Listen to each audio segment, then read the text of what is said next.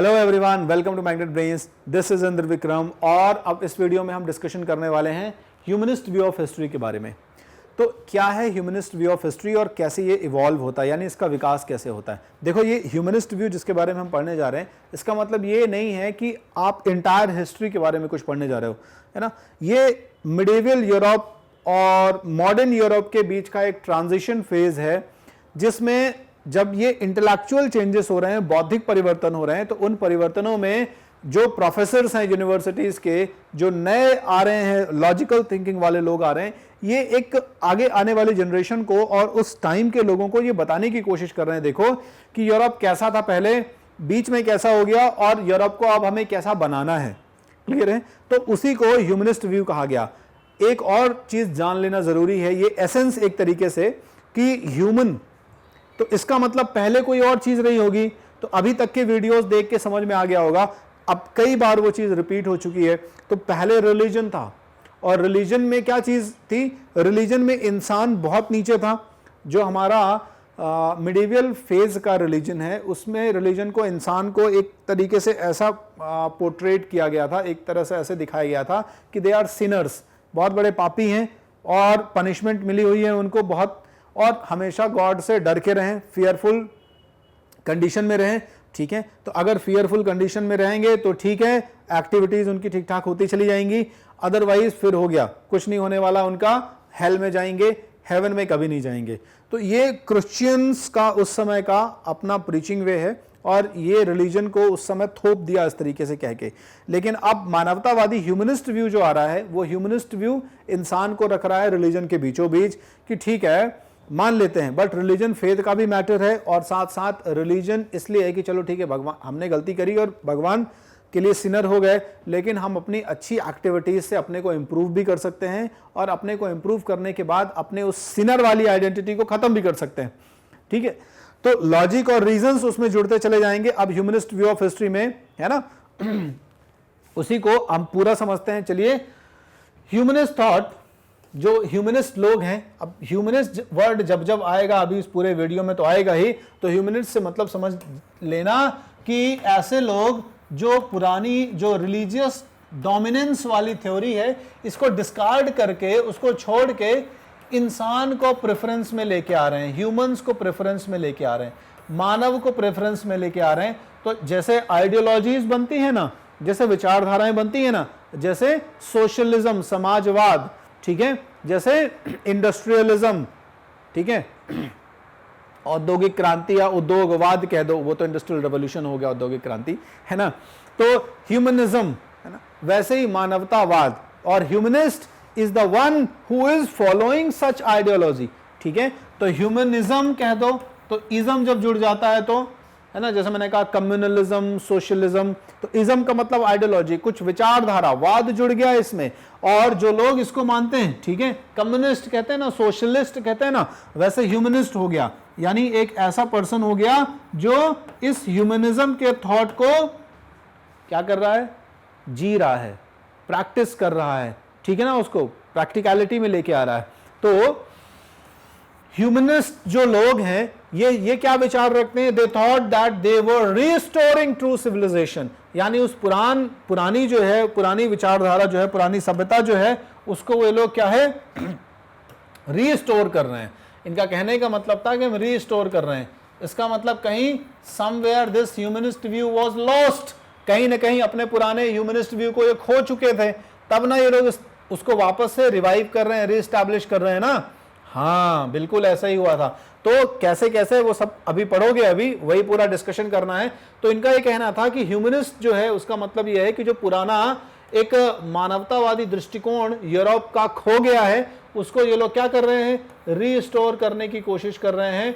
और वास्तविकता में कई सालों से पहले तक, ठीक है, आज यानी कि जिस समय की बात अभी हम यूरोप की कर रहे हैं, तो आपके ह्यूमनिस्ट व्यू वाले लोग कह रहे हैं कि देखो ऐसा है, कई साल पहले तक, हजारों साल पहले तक यूरोप जो है, उसमें यही जो है वो ट्रू सिविलाइजेशन था। ठीक है, यानी यूरोप का जो सही मायने में सभ्यता था, वो वास्तविकता में यही थी। कौन सी? ह्यूमनिस्ट वाली। So humanist was actually the true civilisation of the Europe. Clear है? और अब कई सालों के अंधेरे युग के बाद, अब कई सालों के, कई सेंचुरीज के अंधेरे युग के बाद हम जो है वापस से इसको इस्टेब्लिश कर रहे हैं। क्यों? क्योंकि हुआ ये कि ट्रू सिविलाइजेशन इस्टेब्लिश थी जो कि ह्यूमनिस्ट व्यू की तरफ जाती थी, ठीक है। और हुआ ये कि वो जो समय था जब ट्रू सिविलाइजेशन थी वो था रोमन एम्पायर का टाइम, ठीक है। रोमन एम्पायर का टाइम था वो, और रोमन एम्पायर जैसे ही डिसइंटीग्रेट हुआ, रोमन एम्पायर का फॉल डाउन हुआ, तो रोमन एम्पायर के फॉल डाउन के साथ वो सारी प्रैक्टिसेस जाती रही, वो सारी प्रैक्टिसेस भुलाते रहे लोग, और उसके बाद का टाइम ये लोग रेफर करते हैं उसको क्या? Middle age. क्लियर है? तो मिडिल एज यानी मिडिवल पीरियड जो है, इसी को ये डार्क एज कह रहे हैं, अंधेरे का युग कह रहे हैं। क्लियर है? तो कई आगे के कई सालों तक जब रोमन साम्राज्य का पतन हो गया तो उसके बाद यूरोप में अंधेरा छाया रहा, मध्यकाल का युग रहा। यूरोप में अंधेरा छाया रहा, इसका मतलब ये नहीं कि अंधेरा हो गया, लाइट चली गई या कहीं कोई रोशनी नहीं हुई, ठीक है ना। उनका कहना था कि लोगों का दृष्टिकोण संकुचित हो गया, लोगों का देखने का जो व्यू है, ठीक है, वो बदल गया। धर्म उनके जीवन में इस तरीके से हावी हुआ जिसने उनकी साइंटिफिक, पॉलिटिकल, इकोनॉमिक प्रोग्रेसेस को हैम्पर किया, ठीक है। यानी सारी सामाजिक, आर्थिक और राजनीतिक जो उन्नति है वो रुक गई। तो ध्यान रखना, यहां पे बहुत महत्वपूर्ण चीज कह रहे हैं कि डार्क एज जो है या मिडिवल एज जो है वो हजारों साल का एक ऐसा टाइम पीरियड था जो रोमन एम्पायर, हालांकि इसको चैलेंज भी मिल जाएगा आगे, आप देखोगे ये चैप्टर खत्म करते करते हम एक नए व्यू में भी पहुंच जाएंगे, बट पहले पुराना व्यू तो समझ लें। तो इस समय ये क्या कह रहे हैं, मिडिल एजेस में, मिडिवल पीरियड में ये कह रहे हैं कि रोमन एम्पायर के खत्म होने के बाद, रोमन एम्पायर के फॉल डाउन के बाद जो मिडिवल पीरियड आया, उस मिडिवल पीरियड में इन्होंने क्या कहा कि चर्च क्या था? चर्च का कंप्लीट कंट्रोल था ओवर मैन्स माइंड। मनुष्य के दिमाग में, इंसानी दिमाग में सबसे ज्यादा नियंत्रण था चर्च का। चर्च इंसान की सोच को नियंत्रित कर रहा था, और यह चीज आपने बहुत अच्छे से समझी है। पुराना जो चैप्टर हमने अभी पढ़ लिया, चैप्टर 6 आपका, चैप्टर 6 पूरी तरीके से इसी के ऊपर बेस्ड था। आपका फर्स्ट, सेकंड, थर्ड ऑर्डर जो डेवलप हुआ था, उस फर्स्ट, सेकंड, थर्ड ऑर्डर में फर्स्ट और सेकंड ऑर्डर के जो लोग थे उसमें से एक्सप्लॉयटेशन कर रहे थे दोनों थर्ड ऑर्डर का, तीसरे वर्ग का एक्सप्लॉयटेशन कर रहे थे, और सेकेंड ऑर्डर तो रूल कर ले रहा था, लेकिन वो भी अपनी वैलिडिटी फर्स्ट ऑर्डर से लेता था। फर्स्ट ऑर्डर का काम कुछ नहीं था, बढ़िया नहा धो के सफ़ेद कपड़े पहन लिए इन्होंने, क्रॉस लटका लिया, और इसके बाद बाइबल के ज्ञान को लोगों तक बांटना शुरू किया। उनसे पैसे भी ले रहे हैं, टैक्सेस भी ले रहे हैं, डोनेशंस भी ले रहे हैं खूब सारा, और उनको ये बता रहे हैं कि you are the sinner, you have committed sin. ईश्वर के प्रति आपने ढेर सारे अपराध किए हैं, पाप किए हैं, और अब आपका जीवन जो है वो बहुत बेकार हो जाएगा। लेकिन अगर आप प्रार्थना करेंगे, जीसस से क्षमा मांगेंगे, ईश्वर से क्षमा मांगेंगे और अच्छे कर्म करेंगे तो वो बदल भी जाएगा, ठीक है, या आपको हेवन में जगह मिलेगी। लेकिन शुरू में तो कुछ दिन ऐसा हुआ, लेकिन बाद में ऐसा नहीं हुआ। बाद में जो प्रीचिंग करने लोग जाते थे, ये अच्छे कपड़े पहन के, क्रॉस लटका के जो लोग जाते थे, इनका खुद का मोरल कैरेक्टर डाउन हो गया। ये जो कहते थे वो खुद करते नहीं थे। ये बड़ी बड़ी संपत्तियां और बड़े बड़े घरों में, बड़े बड़े कैथेड्रल्स में, चर्च में रहने लग गए, बहुत सारे प्रॉपर्टीज बनाने लग गए, ठीक है, स्कैंडलस लाइफ जीने लग गए, ठीक है। और उसके बाद आप सोच सकते हैं कि जब ऐसा व्यक्ति, मतलब कुल मिला के आज के 21st सेंचुरी के कुछ बाबा जो हैं, कुछ जो है ना रिलीजियस, अलग हर रिलीजियस ग्रुप में आपको मिल जाएगा, बाबा, मौलवी, है ना, साधु संत सारे मिल जाएंगे जो कुछ इस तरह की एक्टिविटीज में इन्वॉल्व होंगे, जो स्कैंडलस एक्टिविटीज होंगी, बट वो दूसरों को बातें भी बता रहे होंगे कि हाँ आपको बहुत बढ़िया जीवन जीना चाहिए, बहुत पवित्र जीवन जीना चाहिए। तो आपको हर जगह ऐसे लोग मिल जाएंगे। यही सिचुएशन यूरोप में उस जमाने में मिलेगी आपको, और पब्लिक समझ रही है इस चीज को, लोग समझना शुरू कर चुके हैं इस चीज को। पॉलिटिकल लीडरशिप भी त्रस्त आ चुकी है चर्च के इस ऑपुलेंट लाइफ से, जो पैटर्न जी रहा है चर्च उससे। क्लियर है? तो ये वो समय था जब चर्च का लोगों के ऊपर पूरा नियंत्रण, इंसानी दिमाग के ऊपर पूरा नियंत्रण था, पूरा कंट्रोल था, पूरी तरीके से उसको कंट्रोल किया गया था, ठीक है। और इसी नियंत्रण की वजह से ये जो ट्रू सिविलाइजेशन का फेज था, इस फेज में जो भी ज्ञान था इंसान के अंदर, वो पूरा का पूरा क्या हुआ, ब्लॉटेड आउट हो गया, वो पूरा का पूरा ढक गया, वो पूरा का पूरा खत्म हो गया, उसको दाग लग गया, ठीक है ना। क्योंकि पुराना जो रोमन एम्पायर था, उस रोमन एम्पायर में लैटिन और ग्रीक्स जो लोग थे, इन आपको भी पता है कि रोमन एम्पायर के दो महत्वपूर्ण भाषाएं हुआ करती थी, लैटिन और ग्रीक भाषाएं। तो लैटिन और ग्रीक यानी कि लैटिन और यूनानी भाषाएं और इन्हीं सभ्यताओं का जो प्रभाव पड़ा था रोम साम्राज्य के ऊपर, या मैं कहूं कि बेसिकली रोमन साम्राज्य इन्हीं सभ्यताओं को जी रहा था, इसी के विकसित समाज को जी रहा था, आगे बढ़ा रहा था, वो पूरा का पूरा फेड आउट हो गया। क्योंकि उस जमाने में कहा गया कि भाई बहुत अच्छी विकसित सोसाइटी थी, और वो विकसित सोसाइटी बाद के मेडिवल टाइम में नहीं रही। जैसे जैसे रोमन एम्पायर का फॉल डाउन हुआ, जैसे जैसे रोमन एम्पायर का फॉल डाउन हुआ, वैसे वैसे ये सारा ज्ञान जाता रहा और उसकी जगह चर्च का ज्ञान या चर्च का धर्म लेता रहा। लेकिन चर्च के धर्म ने शुरू में लोगों को धर्म में जगह दिलाई, धर्मांतरण किया, रिलीजियस कन्वर्जन्स किए, क्रिश्चियनिटी को आगे बढ़ाया, पर कहीं ना कहीं वो फिर उसी शोषणकारी व्यवस्था का हिस्सा बन गया, जो शोषणकारी व्यवस्था सेकंड ऑर्डर चला रही थी या बरसों से चली आ रही थी। धर्म लोगों के अपलिफ्टमेंट का रीजन ना बन के लोगों के डाउनफॉल का रीजन बन गया। धर्म साइंटिफिक प्रोग्रेस, पॉलिटिकल और इकोनॉमिक प्रोग्रेस का कारण ना बन के सोशल, पॉलिटिकल, इकोनॉमिक डाउनफॉल का कारण बन गया। क्लियर है? तो ये चीज जो है वो बहुत समझनी है आपको। तो ये ह्यूमनिस्ट व्यू यही चीज समझाने की कोशिश कर रहा है, और इनका ये कहना था कि जो ये ह्यूमनिस्ट व्यू है ये एक्चुअल में अब मॉडर्न एरा को एस्टैब्लिश कर रहा है। तो ये जो मानवतावादी लोग थे, ह्यूमनिस्ट लोग थे, इन्होंने एक नए शब्द का इस्तेमाल किया, आधुनिक। आधुनिक समय वो समय है जिस समय में आज के इतिहास को लिंक किया गया, या आप कहते हैं 15वीं शताब्दी के बाद का जो इतिहास है उसी इतिहास को आप आधुनिक इतिहास कहते हैं। मैं और थोड़ा सा क्लियर कर देता हूं, बकायदा सेंचुरी वाइज आपको मैं क्लियर कर देता हूं, ताकि आप एक तरीके से लिंक हो सके उस टाइम फेज से जिसे मॉडर्न, मिडेवियल या एंशिएंट कहा जा रहा है।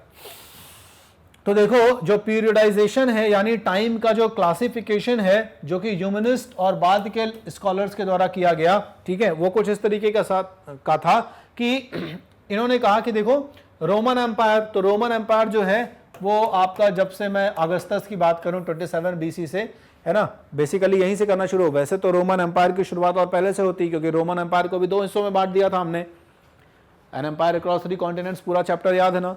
तो एन एम्पायर अक्रॉस 3 कॉन्टिनेंट्स के पूरे चैप्टर में आपको रोमन एम्पायर मैंने पढ़ाया है। उस रोमन एम्पायर को 2 हिस्सों में बांट दिया था मैंने। कौन कौन से हिस्सों में बांटा था? एक हिस्सा जो था वो था रिपब्लिकन वाला रोमन एम्पायर, और दूसरा हिस्सा जो मैंने बांटा था वो आपका बांटा था एब्सोल्यूट मोनार्की वाला रोमन एम्पायर, जिसमें सीनेट राजा के हाथ में, अगस्तस के हाथ में आ गया था। तो अगर हम यहां से भी लें तो ईसा के 27 साल पहले से लेकर आगे अब आपकी 4th 5th सेंचुरीज तक, तो उसके बाद लगभग अगले 100 सालों में ही हालांकि रोमन एम्पायर का जो है वो क्लासिफिकेशन हो गया, और फिर उसके बाद आप बैजेंटाइन को इस्टेब्लिश कर सकते हैं, यानी eastern Roman empire, western Roman empire में पूरा साम्राज्य विघटित हो गया। बट वो पूरी कहानी रोमन एम्पायर की समझने की यहां जरूरत नहीं है। यहां पे सिर्फ उस समय से शुरू करना है जब रोमन एम्पायर का डिसइंटीग्रेशन होना शुरू हो गया। तो रोमन एम्पायर का डिसइंटीग्रेशन जो है वो आपके जैसे ही शुरू हुआ वैसे ही, अब एकदम से तो हुआ नहीं कि एक दिन रात में ही रोमन एम्पायर पूरी तरह से डिसइंटीग्रेट हो गया, सुबह उठे दूसरे राजा आ गए वहां पे, नहीं। ग्रेजुअली जैसे ट्राइब्स या ट्राइबल लोग अटैक करते गए वहां पर, वैसे वैसे रोमन एम्पायर डिसइंटीग्रेट होता चला गया, और उसके महत्वपूर्ण एरियाज जो हैं खासकर नॉर्थ वेस्ट के, वो छोटे छोटे ट्राइबल जो राजा थे उनके अंडर में जाते रहे, या छोटे छोटे लॉर्ड्स थे उनके अंतर में जाते रहे। ठीक है, चलो, तो 5th सेंचुरी से 14th सेंचुरी का जो टाइम पीरियड है, इसको रफली जो हिस्टोरियंस हैं, खासकर जो ह्यूमनिस्ट व्यू वाले हिस्टोरियंस हैं, वो क्या कह देते हैं? मिडिल एज कह देते हैं। ठीक है, अब इसमें भी 5 से 14th सेंचुरी तक वो ये कहते हैं कि देखो ऐसा है कि जब शुरुआत में रोमन एम्पायर के पूरे डिसइंटीग्रेशन के बाद ये जो ट्राइबल व्यवस्था शुरू हुई थी राजाओं की, जिसको आप फ्यूडल व्यवस्था भी कह सकते हैं, यानी जब फ्यूडलिज्म जो है वो अपने पैर पसारना शुरू कर चुका था और पूरी तरीके से फ्यूडल सोसाइटी 3 हिस्सों में बट गई थी, 1st, 2nd और 3rd ऑर्डर में बट गई थी। ठीक है, तो 5th से 9th सेंचुरी का जो टाइम पीरियड है जिसमें ये ट्राइबल कॉन्फ्लिक्ट्स मिलेंगे, राजाओं को फ्यूडल के ऊपर डिपेंडेंट रहना होगा, ये बेसिकली वो समय था जब डार्क फेजेस था। यानी इस समय आपका ये दोनों जो वर्ग हैं ये साठ गांठ करके, ठीक है ना, यानी किंग्स जो हैं वो क्लर्जी वगैरह के साथ मिलकर लैटिन चर्च के साथ उससे अपनी वैलिडिटी करवा के, मतलब एक तरीके से अपने आप को वैलिडेट करवा के कि ठीक है हम एक बहुत महान राजा हैं, हमको डिवाइन अथॉरिटी मिल गई है रूल करने की, है ना।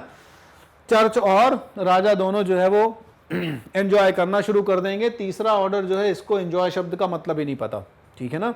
चलो, उसके बाद इनका कहना है कि 9 से 11 सेंचुरी, ठीक है, यानी 5th से 9 तक तो पूरा डार्क एज रहा, 9 से 11 सेंचुरी तक अर्ली मिडिल एजेस जो है वो शुरू होती है। यानी ये वो पीरियड था जब थोड़ा थोड़ा चेंजेस आए थे। आपको याद होगा जब आपने इसके पहले वाला चैप्टर पढ़ा है, इसके पहले जस्ट पहले वाले चैप्टर में, ठीक है, चेंजिंग ट्रेडिशंस में, तो उसमें आपने पढ़ा था कि यूरोप में एनवायरमेंटल चेंजेस हुए, एग्रीकल्चरल चेंजेस हुए, ठीक है, एग्रीकल्चरल चेंजेस में क्रॉपिंग पैटर्न्स नए नए आए, धीरे धीरे ट्रेड वगैरह भी डेवलप होना शुरू हुआ। हालांकि बाद में फिर से हैम्पर होगा, लेकिन फिर भी कुछ ना कुछ चेंजेस आए थे। फिर ये चीज़ और प्रमोट हुई जब नए नए टाउन्स का डेवलपमेंट हो गया, नए नए टाउन्स और सिटीज़ का डेवलपमेंट हुआ। इन सिटीज़ और टाउन्स में एक वर्ग निकल के आया जिन्हें आप कह रहे थे ट्रेडर्स का वर्ग, ठीक है, यानी व्यापारी, मर्चेंट्स कह रहे थे आप। तो ये जो नए ट्रेडर्स और मर्चेंट्स थे, इन लोगों ने एक नया 4th ऑर्डर का गठन किया। मतलब 4th ऑर्डर बाकायदा ऐसा कुछ नहीं कि इस्टेब्लिश हो रहा था, लेकिन इतिहासकार लोग ऐसा कह देते हैं कि देखो ऐसा है, जो मिडिल क्लास उस समय आ रहा था, ये मिडिल क्लास ही कहीं ना कहीं 4th ऑर्डर था, क्योंकि एक वर्ग दूसरा वर्ग, ये दोनों तो प्रिविलेज वाले वर्ग हो गए, इनको विशेषाधिकार मिले हुए हैं, इनके पास राइट्स ही राइट्स हैं, लायबिलिटीज तीसरे वर्ग के पास हैं। तीसरे वर्ग की इकोनॉमिक कंडीशन बहुत ही ज्यादा खराब है। अब इसी तीसरे वर्ग में से ये वर्ग आया 4th ऑर्डर, ठीक है, जो संपन्न था, जो राजा के साथ डायरेक्टली अपने वेल्थ के दम पर कनेक्ट हो सकता था। क्लियर है। तो नए नए टाउन्स का डेवलपमेंट हुआ, और इन्हीं नए टाउन्स के डेवलपमेंट के साथ जब ट्रेड का डेवलपमेंट और ज्यादा हो रहा है, तो लोग कल्चरल एक्सचेंजेस में नए नए आइडियाज के साथ इंटरैक्ट हो रहे हैं, नए नए कल्चर्स के साथ इंटरैक्ट हो रहे हैं। और जब ये इंटरैक्शन हुआ तो इन शहरों में 15वीं शताब्दी के आसपास नई विचारधारा फलने फूलने लग गई। इसी नई विचारधारा ने लोगों को इंसान के तरफ देखने को मजबूर किया। इंसान की जो बहुत बुरी हालत थी, जिसको शासक वर्ग और आपका धार्मिक वर्ग सिर्फ और सिर्फ सेवक के तौर पर देखता था, उसको अब रिस्पेक्ट के तौर पर, सारी चीजों को ह्यूमन सेंट्रिक माना जाने लगा। अभी आगे पढ़ोगे आगे जाके कि अगर राजा है, पॉलिटिकल सिस्टम है, तो पॉलिटिकल सिस्टम जो है that should be based on the welfare of the common people. यानी राजाओं के अगेंस्ट नहीं है हम, इनका कहना था, लेकिन राजा पब्लिक के वेलफेयर के लिए सोचे। क्लियर है। सोसाइटी का डेवलपमेंट हो, इकोनॉमिक, पॉलिटिकल, हर तरीके से, ताकि लोगों को उसके फ्रूट्स मिलें। आर्ट्स, कल्चर, लिटरेचर, ये ह्यूमन सेंट्रिक होना चाहिए। क्यों ना पेंटिंग बनाई जाए, वो इंसानों की पेंटिंग हो, जिसमें इंसानों की खूबसूरती को और बयां किया जाए। ठीक है। नए नए लिटरेचर्स लिखे जाएं, जिन लिटरेचर्स में ह्यूमन इमोशंस के एक्सचेंजेस और इंटरैक्शंस को डिपिक्ट किया जाए। आप पढ़ो शेक्सपियर के इतने अच्छे अच्छे ड्रामास को, है ना, नॉवेल्स को, तो आपको क्या मिलेगा? रोमियो जूलियट की कहानियां सुनने को मिल रही हैं। तो रोमियो जूलियट क्या कर रहे हैं? They are exchanging their some loving affairs, है ना। तो ये सब कहां से आया? पहले आप मिडिवल टाइम पे लिख दो रोमियो जूलियट, फांसी पे चढ़ा देंगे आपको चर्च वाले, ठीक है ना। लॉर्ड आके आपके सर पे तलवार पटक के जाएगा, मार के जाएगा। क्लियर है। क्यों? क्योंकि उस जमाने में इंसान को इतनी आज़ादी नहीं थी कि वो अपने बारे में, ठीक है, अपने कल्चर के बारे में चीज़ों को लिखे। वो विजन ही नहीं था। आपको लॉर्ड्स और क्लर्जी और चर्च और पोप और गॉड, इसके बाहर संसार नहीं था आपका। ठीक है। ये मैंने शुरू में ही कह दिया था कि हालांकि इस विजन को, ये जो हिस्टोरियंस का ये जो डिवीजन है, इसको हम आगे चैलेंज करेंगे। तो आगे चैलेंज करेंगे का मतलब जब ये चैप्टर खत्म हो रहा होगा, तो इस चैप्टर का मतलब आज का वीडियो नहीं, जब ये पूरा चेंजिंग कल्चरल ट्रेडिशन खत्म हो रहा होगा, तो उस वीडियो में मैं वापस से इस पे आऊंगा और आपको बताऊंगा कि ये जो क्लासिफिकेशन हिस्टोरियंस ने किया है, क्या ये क्लासिफिकेशन आज की डेट में भी वैलिडेटेड है? क्या ये क्लासिफिकेशन हिस्टोरियंस आज भी लेके चल रहे हैं? तो आपको पता चलेगा कि नहीं। बाद के दशक में हिस्टोरियंस का पर्सपेक्टिव चेंज हो गया, इतिहास को देखने का परसेप्शन चेंज हुआ, और उन्होंने कहा कि देखो ऐसा है कि यूरोप का कहना कि पहले वो बहुत सभ्य थे, बहुत ज़्यादा एकदम इतने सिविलाइज्ड थे, बाद में डार्क फेज आ गया, ऐसा कुछ नहीं है, ये सब बातें गढ़ी गई हैं, ठीक है। जबकि इसमें ऐसा है कि इनका इंटरेक्शन हुआ, वो पहले से भी ऐसे ही थे, इनका इंटरेक्शन हुआ जब ईस्टर्न कंट्रीज के साथ में, उसके बाद फिर उनके कल्चर्स और उनके साइंटिफिक टेम्पर को इन्होंने आगे इनहेरिट किया और इस तरीके से इनका डेवलपमेंट हुआ। तो मॉडर्न हुआ वो बात ठीक है, लेकिन ये डार्क फेज जो कह रहे हैं ऐसा कुछ भी नहीं कि कोई डार्क वर्क फेज थी, ठीक है। तो डार्क फेज को जो है वो डिनाई कर देंगे। चलो आगे बढ़ते हैं। तो अब जब ये चेंजेस आ रहे हैं ह्यूमनिस्ट व्यू में, इस ह्यूमनिस्ट व्यू में बहुत सारे लोगों का कंट्रीब्यूशन है। तो यूरोप में जो विज्ञान और दर्शन में परिवर्तन आ रहे हैं, इसमें कौन कौन लोग कंट्रीब्यूट कर रहे हैं? तो विज्ञान और दर्शन, साइंस और फिलॉसफी का जो फील्ड है, इसमें बहुत बड़े चेंजेस आए। और ये मान के चलो कि आगे जाके अगर चर्च को चुनौती मिल रही है, चर्च की जो पुरानी थ्योरी थी उसके बारे में पूरा हम डिस्कशन करेंगे, बाकायदा वो भी वीडियो में सब कुछ है डिटेल में, ठीक है। तो आप देखोगे कि पहले विज्ञान जो है यूरोप का कैसा था? पहले विज्ञान यूरोप का ऐसा है जो बाइबल कह रहा है, यानी भाई पृथ्वी गोल नहीं है, अर्थ इज फ्लैट, है ना। वो तो बाद में आज आप जियोइड शेप बोलते हो, अभी तो कुछ लोग स्फेरिकल भी बोल देंगे, कह देंगे लगभग यही है, गोल ही है, ठीक है। अब न गोल है न चपटीन है, जियोइड शेप है। तो पृथ्वी जो है वो बहुत हिम्मत करके कोपरनिकस बोल पाया कि नहीं गोल है, हिम्मत ही नहीं थी उसकी, ठीक है ना, क्योंकि उसको पता था कि बोलेगा तो चर्च के क्लर्जी आएंगे, कह देंगे तुम बहुत बड़े पापी हो भाई, और तुमने इतना बड़ा पाप कैसे कर दिया, जो ईश्वर कह के गए हैं वो होगा सही है, तुम्हारी बात सही हो जाएगी, ठीक है, तुम तो इंसान हो, you are a born sinner, है कि नहीं, तुम तो जन्म से ही पापी हो। तो ज़्यादा दिमाग मत लगाओ, ज़्यादा रीज़न लॉजिक मत लगाओ, जो बाइबल कह रहा है उसको मान लो चुपचाप। तो इस तरीके की बातें जो है वो हो जाती। तो साइंस का जो पूरा सिस्टम है वो पूरा जो चर्च कहेगा उसी के अकॉर्डिंग चलेगा। फिलॉसफी तो चर्च की डोमिनेटेड है ही है, इसमें कोई डाउट नहीं। तो 14th सेंचुरी के आसपास अब आप देखोगे, ठीक है, कि बहुत सारे जो काम हैं, लिटरेरी वर्क हैं, इनका ट्रांसलेशन होना शुरू हुआ, ठीक है। तो बहुत सारे स्कॉलर्स जो हैं, many scholars began to read, इन्होंने पढ़ना शुरू किया। यूरोप के जो बहुत सारे स्कॉलर्स हैं, इन्होंने यूनानी जो लेखक हैं उनके ट्रांसलेटेड कामों को पढ़ना शुरू किया। अच्छा, ये ट्रांसलेटेड काम जो है ये ऑलरेडी किए गए थे अरबों के द्वारा।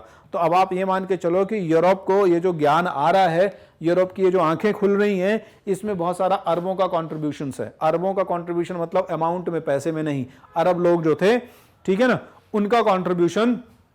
तो जो प्लेटो है वो बहुत बड़े एक ग्रीक फिलोसोफर हैं, हम सबको पता है, यूनानी दार्शनिक हैं। तो प्लेटो ने अपने ज़माने में अपनी बहुत सारी फिलोसफीज जो दी थी, उनको बाद में हमारे अरेबिक जो स्कॉलर्स हैं उन्होंने ट्रांसलेट करा था। क्लियर है? तो जैसे जैसे यूरोपियंस ने इन अरेबिक ट्रांसलेशंस को पढ़ा, तो वैसे वैसे इन्होंने क्या किया, पढ़ा भी, और उसके अलावा ग्रीक ट्रांसलेशंस को दूसरे पर्शियन और बाकी स्कॉलर से भी कंपैरिजन करना शुरू किया, ठीक है। और उसके अलावा अरेबिक और पर्शियन स्कॉलर्स का बहुत सारा ज्ञान जो है यूरोपियंस तक इस मतलब ट्रांसमिशन के थ्रू या ट्रांसलेशन के थ्रू पहुंचेगा। क्लियर? अब इससे क्या है, इससे उनके कान के दरवाजे जो हैं वो धीरे धीरे खुलना शुरू हो रहे हैं, मतलब उनका जो मेंटल हॉराइजंस है वो थोड़ा ब्रॉड होना शुरू हो रहा है कि अच्छा ऐसा ऐसा है, ठीक है, चलो क्लियर है।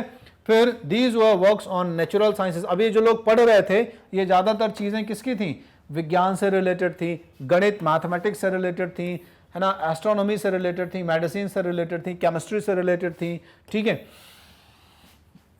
टॉलमी, ये भी ज्योग्राफी के फील्ड में बहुत काम करेगा, तो ज्योग्राफी से रिलेटेड थी, ठीक है।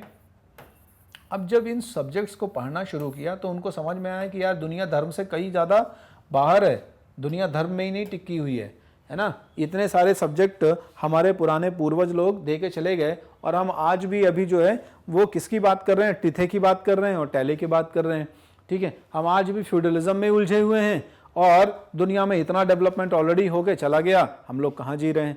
क्लियर है? तो उन्होंने और डेप्थ में स्टडीज करनी शुरू करी। क्लियर है? इसके अलावा कंपैरिजन भी होना शुरू हुआ। कंपैरिजन कैसे शुरू हुआ? मतलब कि ग्रीक का काम है या अरेबिक का काम है, अरेबिक स्कॉलर्स लोगों ने किया ये पहले, या यूनानी लोगों ने किया, अब उसका कंपैरिजन होना शुरू हो गया। तो बात सामने आई कि देखो ऐसा है कि कुछ तो ग्रीक लोगों ने किया, लेकिन ज्यादातर हमारे अरबी लोगों ने किया है। क्लियर है? हमारे जो अराबिक लोग हैं इन्होंने भी किया है। अब उसकी जो कंपैरिजन शुरू हुई वो कंपैरिजन कैसे हुई, जैसे जब इन्होंने कुछ शब्दों को कंपेयर करना शुरू किया, जैसे अल, ठीक है। तो अब आगे आपका क्या नाम है, इब्न सिना करके एक पर्सन है, तो ये इब्न सिना करके जो पर्सन है ये बुक लिख रहा था, ठीक है। अब ये जो बुक लिख रहा था उस बुक का कनेक्शन जो है वो अलजब्रा से है, तो याद होगा मैथमेटिक्स में पढ़ते हुए अलजब्रा, ठीक है ना। तो इन्होंने कहा यार ये तो मैथमेटिक्स हो गई, ठीक है, मैथमेटिक्स हो गई, क्लियर है, लेकिन अल काहे को लगा हुआ है, तो अल कहाँ से आ गया, ये अराबिक से आ गया, मतलब इसका कुछ ना कुछ अराबिक कनेक्शन है। तो मतलब मैथमेटिक्स हमारे पास कहाँ से आ गई, ये अलजब्रा जो है बेसिकली आ गई अराबिक लोगों के पास से, क्लियर है। तो इस तरीके से कंपैरिजन होने शुरू हुए और कंपैरिजन्स में ये बातें निकल के आई कि बहुत सारे जो मुस्लिम स्कॉलर्स हैं, इन मुस्लिम स्कॉलर्स ने क्या किया, they were considered as man of wisdom, ये लोग बहुत ही हाई विजडम के इंसान कहलाते थे और इटली के शहरों में इनका बहुत इंपॉर्टेंट कंट्रीब्यूशन है। इन्होंने मेडिकल साइंस में, इन्होंने ज्योग्राफी में, इन्होंने केमिस्ट्री में, इन्होंने आपके बाकी सब्जेक्ट्स में अच्छे खासे कॉन्ट्रीब्यूशंस किए हैं। जैसे इब्न सीना हो गया हमारा, तो इब्न सीना जो है इसका यूरोप में नाम पड़ा एवेसिना, तो कंपैरिजन है इसका इब्न सीना अरबिक में और एवेसिना नाम से यूरोप में इसके ट्रांसलेशन किए गए, क्लियर है। वैसे ही आपका फिलोसोफर था एक बुखारा का बहुत बढ़िया, ठीक है, अल राजी, तो अल राजी का नाम यूरोपियन लिटरेचर्स में रेजिस के नाम से मिलेगा। अब कंपैरिजन कर रहे हैं तो समझ में आ रहा है कि अच्छा हाँ ये तो वही इंसान है, यूरोप के लिटरेचर जो है उसमें नाम थोड़ा सा डिफरेंट है, लेकिन बेसिकली ये है कौन, ये अराबिक स्कॉलर है, क्लियर है। तो इन्होंने बहुत बड़े बड़े सब्जेक्ट्स में बहुत रिसर्च, वेल रिसर्च्ड काम किए हैं और कुछ नई नई थ्योरीज को एस्टैब्लिश करा हुआ है, ठीक है ना। इब्न रशीद का भी नाम आया जिसने बहुत फिलॉसफी में बहुत बड़ा कंट्रीब्यूशन किया है, ठीक है। तो ये अरब फिलोसोफर था जिसका स्पेन में जिक्र मिलेगा। तो ये देखो ये सारे जो लोग हैं इन्होंने जो भी कंट्रीब्यूशन किए हैं, तो ह्यूमनिस्ट प्रोफेसर्स जो हैं अब यूरोपियन यूनिवर्सिटी के, इटालियन वगैरह के, ये लोग इन्हीं सब्जेक्ट्स को स्कूल्स वगैरह में पढ़ाना शुरू करेंगे और ना सिर्फ इटली वगैरह के स्कूल में बल्कि ये दूसरे यूरोपियन कंट्रीज में भी और यूरोप के बाकी जगहों में भी इन सब्जेक्ट्स को और इन स्कॉलर्स को पढ़ाया जाने लग गया। अब जैसे जैसे इन स्कॉलर्स को पढ़ाया जाने लग जाएगा वैसे वैसे आप देखोगे कि और कुछ चेंजेस देखने को मिलेंगे। तो कौन कौन से चेंजेस हैं? एजुकेशन ही सिर्फ वो जरिया नहीं था जिसके थ्रू ट्रांसफॉर्मेशन हो रहा था, जिसके थ्रू परिवर्तन लाए जा रहे थे, ठीक है। So formal education was not the only way through which humanist shape the minds of the age, यानी कि उस जमाने में ह्यूमनिस्ट लोग जो हैं, मानवतावादी जो लोग हैं, ये लोग सिर्फ शिक्षा के थ्रू, औपचारिक शिक्षा के थ्रू, फॉर्मल एजुकेशन के थ्रू इस चीज को चेंज करने नहीं जा रहे थे। यानी जो ह्यूमैनिटेरियन व्यू आ रहा है और ह्यूमैनिटेरियन व्यू जो पुराने रिलीजियस व्यू को रिप्लेस कर रहा है, वो सिर्फ यूनिवर्सिटी एजुकेशन के थ्रू नहीं इंपार्ट किया गया बल्कि अब नए चेंजेस आएंगे, आप देखोगे। यानी स्कूल्स में, कॉलेजेस में और यूनिवर्सिटीज में अब जो नई टीचिंग का पैटर्न चल रहा था, जिस नई टीचिंग के पैटर्न में ये बताया जा रहा था कि हम एक ट्रू सिविलाइजेशनल जो थे, वो ट्रू सिविलाइजेशनल एज जो थी हमारी वो ह्यूमनिस्ट थी। डार्क फेजेस की वजह से वो चेंज हुआ और अब हम मॉडर्न में हैं, तो हम वापस से अपने ट्रू सिविलाइजेशन की तरफ जा रहे हैं। ये जो ह्यूमनिस्ट व्यू बताया जा रहा था वो क्या बताया जा रहा था? ह्यूमनिस्ट व्यू का मतलब ही ये है कि हम ट्रू सिविलाइजेशन को वापस से एस्टैब्लिश करें, या ह्यूमनिस्ट ही ट्रू सिविलाइजेशन यानी वास्तविक सभ्यता, या जिसे हम सभ्य समाज कहते हैं, वो वास्तविकता में ह्यूमन सेंट्रिक होता है, क्लियर है। तो ये जो व्यू है वो और दूसरे जरियों से भी प्रोपेगेट किया जाएगा, उसको स्प्रेड किया जाएगा। कौन कौन से तरीके? आर्टिस्ट एंड रियलिज्म, वास्तविकता की तरफ मुड़ेंगे अब बाकी लोग भी। कौन कौन? आर्ट, आर्किटेक्चर, ठीक है, एंड बुक्स। तो कला और आपकी जो आर्किटेक्चर्स हैं, शिल्प वगैरह है, ठीक है, ये भी एक बहुत बड़ा रोल प्ले करेगा, ठीक है। कैसे? अब आप देखोगे कि ह्यूमनिस्ट आइडिया को प्रोपेगेट करने में, बहुत अच्छे तरीके से, प्रभावी तरीके से प्रोपेगेट करने में जो कलाकार लोग हैं, आर्टिस्ट्स हैं, ये लोग भी बहुत इंपॉर्टेंट रोल प्ले करेंगे, क्लियर है। इन आर्टिस्ट्स को प्रमोट किया गया, मोटिवेट किया गया कि अब आप पुराने जो आर्ट है इसको छोड़कर आप उस टाइम के आर्ट को स्टडी करना शुरू करें जो हमारे ग्लोरियस पास्ट से रिलेटेड है। ग्लोरियस पास्ट का मतलब है जो हमारे रोमन वे ऑफ लाइफ से रिलेटेड था। क्लियर है? यानी आप पास्ट के आर्ट को स्टडी करो, जो पुराने टाइम पे रोमन एम्परर्स के टाइम पे, रोमन एम्पायर के टाइम पे जो हमारी आर्ट्स डेवलप थी उनको आप वापस से स्टडी करना शुरू करो, क्योंकि बीच में मिडिवल टाइम पर जो आर्ट है वो पूरी तरीके से रिलीजियस डोमिनेशन में चला गया था।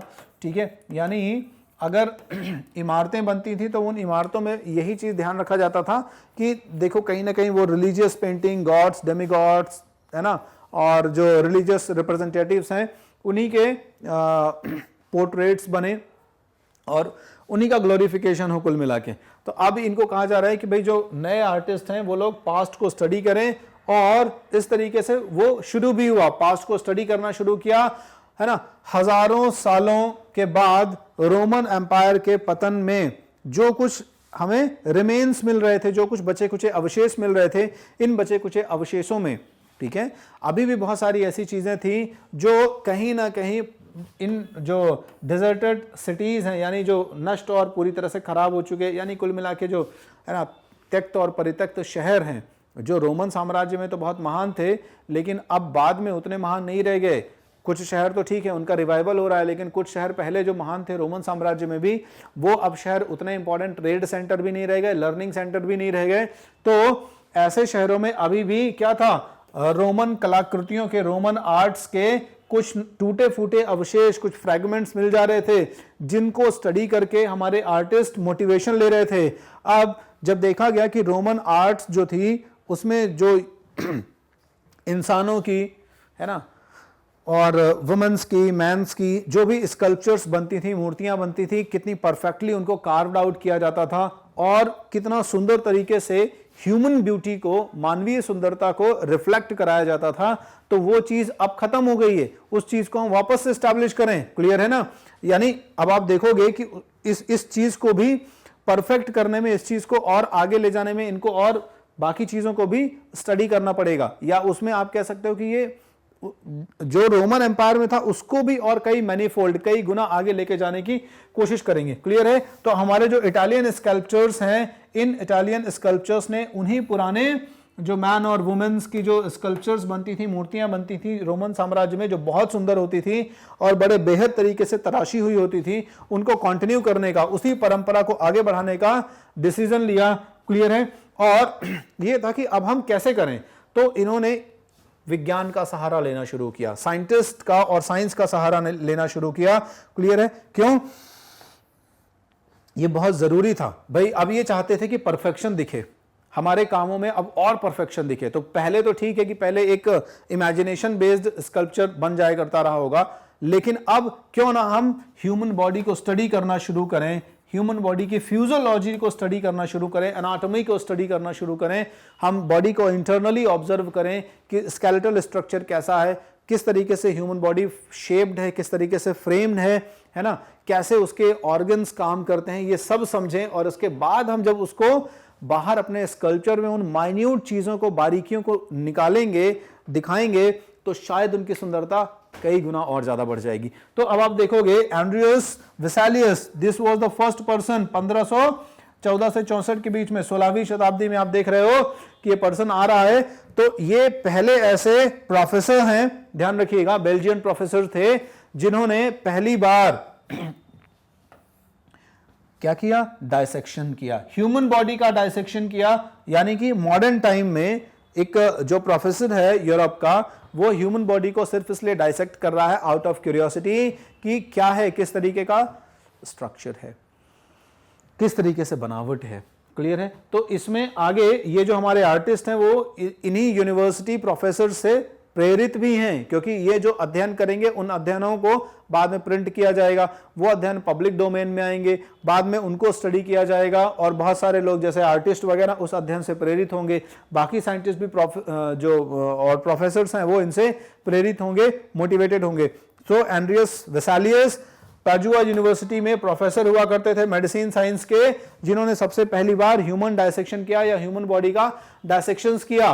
क्लियर है? तो आर्टिस्ट अब आप देख रहे हो कि कितनी बारीकियों के साथ स्कल्पचर को आगे बढ़ाने की कोशिश कर रहे हैं। ठीक है, चलो, painters did not have older works to use as a model. अब जो पेंटर्स लोग थे इन लोगों ने क्या किया, इन लोगों के पुराने जो वर्क वगैरह थे, यानी उस जमाने के जो काम थे मिडिवल टाइम के, उनको अपने मॉडल के तौर पर देखना बंद कर दिया कि भाई मिडिवल टाइम पर मान लो कोई पेंटिंग करी है ना, किसी रिलीजियस पर्सन की या किसी भी लॉर्ड की, किसी की भी पेंटिंग करी है, अब हो सकता है वो बहुत अच्छी बन गई हो, तो अब आप उसी मॉडल से प्रेरित होकर आगे पेंटिंग करेंगे, तो नहीं, ऐसा नहीं।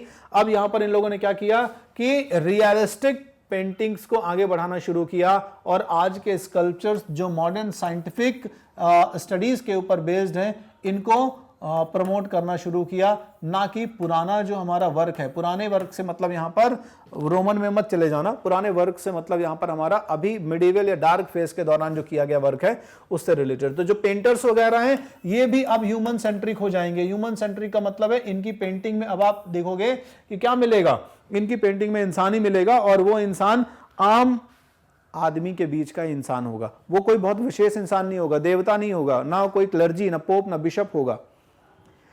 वो एक बेहद सामान्य व्यक्ति या फिर इमेजिनेशन के ऊपर बेस्ड कोई पर्सन हो सकता है, ठीक है, जिसका कोई बड़ा नाम नहीं होगा। आगे देखोगे जाके कि कितनी रियलिस्टिक पेंटिंग्स बनना शुरू होंगी, है ना। और आपका लियोनार्डो डा विंची ये बहुत बड़ा एग्जाम्पल है, ठीक है ना। मोनालिसा, तो मोनालिसा की पेंटिंग आप देखते हैं कि आज भी दुनिया में कितनी फेमस है, क्लियर है। चलो, अब इन पेंटर्स ने अपनी पेंटिंग्स को और बेहतरीन करने के लिए क्या किया, आप देख रहे हो कि कितने बड़े लेवल पर रिसर्च कर रहे हैं। कैसे रिसर्च कर रहे हैं, इन्होंने ज्योमेट्री का नॉलेज एक्वायर करना शुरू किया। लियोनार्डो डा विंची इन्हीं चीजों के लिए तो जाना जाता था, ठीक है। बहुत ही सामान्य परिवार में पैदा हुआ एक इंसान जो कि क्या करेगा, आगे जाकर अपने स्किल की वजह, पहले फॉर्मल एजुकेशन तक नहीं मिली इसको, ठीक है, एक तरीके से बहुत ही कम पढ़ा लिखा इंसान जो कि कुछ स्किल्स की तरफ अट्रैक्टेड था, पेंटिंग वगैरह की स्किल्स की तरफ अट्रैक्टेड था, और अपने शहर के एक फेमस पेंटर से जाके अपनी ये स्किल सीखेगा, और उसके बाद अपने नॉलेज को अप्लाई करेगा किन चीज़ों में, उस जमाने के जो प्रैक्टिकल नॉलेज हैं उनसे उन पे अप्लाई करेगा, और रिसर्च करेगा, उनसे सीखेगा, साइंस के बारे में पढ़ेगा, मैथमेटिक्स के बारे में पढ़ेगा, ज्योमेट्री के बारे में पढ़ेगा, और उस नॉलेज को अप्लाई करने की कोशिश करेगा। और लियोनार्डो डा विंची क्या कह रहा है, उसका कहना है कि आर्ट जो है साइंस से अलग नहीं किया जा सकता, और साइंस को आर्ट से अलग नहीं किया जा सकता। अगर आर्ट और साइंस दोनों को मिला दिया जाए तो शायद इनके कॉम्बिनेशन से दुनिया में चीजों की स्टडी और ज्यादा बेहतर हो सकती है। वही वो कर रहा था, यहां पर आर्ट को बेहतर बनाने के लिए साइंस का इस्तेमाल कर रहा था, ठीक है, और साइंस को बेहतर बनाने के लिए आर्ट का इस्तेमाल कर रहा था। आर्ट इमेजिनेशन की तरफ लेके जाता है, और इमेजिनेशन आपको साइंटिफिक डिस्कवरी की तरफ टर्न करता है, मोड़ता है, क्लियर है। तो यहां पे आप देखोगे कि जो नए नए ये आर्टिस्ट हैं, ये लोग क्या कर रहे हैं, ज्योमेट्रीज का स्टडी कर रहे हैं, ताकि ये क्या कर सकें, ज्योमेट्री की स्टडी के थ्रू फॉर्म्स को समझ सकें। साइंस की स्टडी कर रहे हैं जिनके थ्रू ये समझ सकें कि लाइट का जो फिनोमिना होता है वो कैसे होता है, और किस तरीके से लाइट कब कैसे पिक्चर्स के ब्यूटी को एनहांस करता है, क्लियर है ना। तो पिक्चर्स को 3 डायमेंशनल शेप देने के लिए, पिक्चर्स की ब्यूटी को एनहांस करने के लिए लाइट के फिनोमिना का इस्तेमाल करना शुरू करेंगे, क्लियर है, कि किस तरीके से हम जैसे शेप बनाएंगे, तो शेप बनाएंगे तो ऑब्वियस सी बात है उसमें कहीं ना कहीं ज्योमेट्रिकल शेप को अगर हम स्टडी करेंगे तो उसके मेजरमेंट से हमें हेल्प मिलेगी कि कितनी एक्यूरेसी के साथ क्या बनाना चाहिए, क्लियर है। उसके साथ साथ अगर हम लाइट के फिनोमेना को स्टडी करेंगे तो लाइट का फिनोमेना हमें हेल्प करेगा कि किस तरीके के पेंट को कैसे मिलाया जाए जो उस ब्यूटी को और नेचुरल करेगा, उसको और एनहांस करेगा, क्लियर है। तो ऑयल पेंट्स और तमाम तरीके के नए नए टेक्निक्स का इस्तेमाल होना शुरू हो जाएगा। इस तरीके से एनाटॉमी, ज्योमेट्री, फिजिक्स और इसके अलावा एक strong sense of what was beautiful, यानी कि जो सुंदर है, जो वास्तविक है, what which was to be called realism, वास्तविकता की बात की जा रही है, जो दिख रहा है हमारे आंखों से, उस लोक की, उस संसार की बातें अब होना बंद हो गई जो रिलीजन करता था, जो आपको आंखों से दिखाई नहीं देता था, ठीक है, जिसका शायद एग्जिस्टेंस हो ना हो इसके बारे में सर्टेनिटी नहीं थी। अब हम किस चीज के बारे में बात कर रहे थे, जो रियल था, जो वास्तविक था, और यही परंपरा, यही ट्रेडिशन बहुत आगे तक चलने वाला है। इवन 19वीं सेंचुरी तक ये जो परंपराएं हैं, जिसमें जो साइंटिस्ट हैं, आर्टिस्ट हैं, स्कल्पचर्स हैं, आपके स्कॉलर्स हैं, ये लोग रियलिटी की तरफ जाएंगे, रियलिज्म की तरफ जाएंगे, इल्यूजन से दूर जाएंगे। पहले इल्यूजन था, पूरी सोसाइटी में रिलीजन ने क्या किया था, इल्यूजन ही तो डोमिनेट करवाया था। इल्यूजन में क्या था, इल्यूजन में बेसिकली जो नहीं है वो उनको बताया गया था, जो उनको नहीं दिखता था वो उनको बताया गया था। अब उसका एग्जिस्टेंस हो ना हो उससे कोई फर्क नहीं पड़ता। अब देखो इल्यूजन आप बता भी तो चलता है, लेकिन जब आप एटलीस्ट उस समय के सोशल, पॉलिटिकल और इकोनॉमिक सिस्टम को एक आइडियल व्यवस्था में कन्वर्ट कर देते तो एक बार आप धर्म को लेके आते, चलता था कि चलो ठीक है थोड़ा सा डरा के ही सही, बट लोगों को हम मोरली अपलिफ्ट करके रखें। लेकिन समस्या ये थी कि सोशल, पॉलिटिकल और इकोनॉमिक डेवलपमेंट, प्रॉस्पेरिटी थी नहीं। जो दो वर्ग के लोग थे, क्लर्जी और आपके क्या नाम है, क्लर्जी, पोप और आपके ये नोबेल्स और लॉर्ड्स, ये एंजॉय करे पड़े थे अपना, ये अपने प्रिविलेजेस को आगे बढ़ाए पड़े थे। लेकिन बाकी को जो बाकी का जो एक सेक्शन हो गया हमारा 3 सेक्शन, थर्ड ऑर्डर, ये तो बेचारा अभावों में जी रहा था, डिप्राइव्ड था, और ऊपर से डर, उसके ऊपर धर्म का भर दिया आपने। ठीक है, तो बाकी जो 3 सेक्शन के लोग हैं, चाहे वो आर्टिस्ट हो, स्कल्पचर्स हो, फार्मर्स हो, सर्व्स हो, वुमेन्स हो, ये सारे लोग उसी धर्म के बोझ के तले अपना जीवन गुजार देते थे। तो यहां पर रियलिज्म की बात हो रही है, इल्यूजन की बात नहीं हो रही है। ठीक है, चलो, तो आपने एजुकेशन के फील्ड में चेंजेस देख लिए, आपने आर्ट्स के फील्ड में चेंजेस देख लिए, रियलिज्म का इंपॉर्टेंस समझ लिया। आते हैं आर्किटेक्चर के ऊपर कि किस तरीके से रेनेसा ने आर्किटेक्चर को इंप्रूव करा। The city of Rome revived in a spectacular way in 15th century. 15वीं शताब्दी के आसपास रोम का जो शहर है वो बहुत सुंदर तरीके से क्या था, सजाया जाएगा, वापस से रिवाइव कराया जाएगा रोम की उस सुंदरता को जो पुराने जमाने में हुआ करती थी। क्लियर है? तो रोम की सुंदरता आप देख रहे हो कि बहुत बेहतर तरीके से रिवाइव हो रही है। रोम को वापस से एक कल्चरल सेंटर के तौर पर डेवलप किया जाएगा। क्यों? क्योंकि रोमन एम्पायर से इसको लिंक किया जा रहा है। ठीक है ना? और 1417 के आसपास पोप्स यहां पर और ज्यादा राजनीतिक रूप से शक्तिशाली हो गए, और शक्तिशाली इसलिए हो गए क्योंकि वेस्टर्न और ईस्टर्न रोमन एम्पायर में आपको पता है कि पोप की जो स्थिति थी वो ऐसी थी कि दोनों, एक वेस्टर्न रोमन एम्पायर को पूरा मैनेज करता था, एक ईस्टर्न रोमन एम्पायर।